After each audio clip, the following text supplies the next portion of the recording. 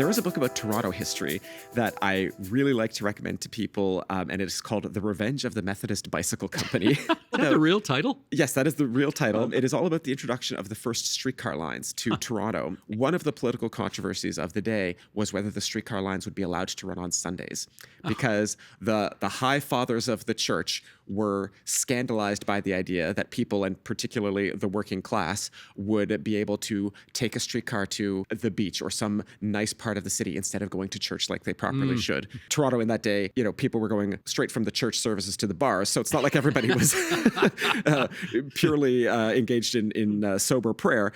But nevertheless, the church fathers were, as I say, scandalized by the idea of Sunday streetcar service. And then, just to add another sort of transportation technology layer to the whole thing, the first sort of financial crisis for these privately run streetcar services was not the introduction of the automobile. It was not suburban sprawl after World War II. It was the introduction of the bicycle.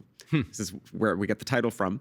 And once people could buy a cheap mass-produced bicycle in the late 1800s, and they no longer had to rely on the streetcar services, that was when they first saw this big drop off in passenger service, and that's a whole other story. But yeah, the book is very wide ranging. It's not just about all of these things that I talked about, and it's very, very good at giving you a sense of, let's say, some of the oddities of Toronto in the late 1800s. Do you know what? Yes. You young whippersnappers don't remember, but I do, and your dad would as well. There was a time in the capital city of the province of Ontario where, never mind, you couldn't buy a newspaper on a Sunday because no one published on Sunday, but if you went to your local park, they would take the swings and they would chain them up so that you could not push your kid on a swing.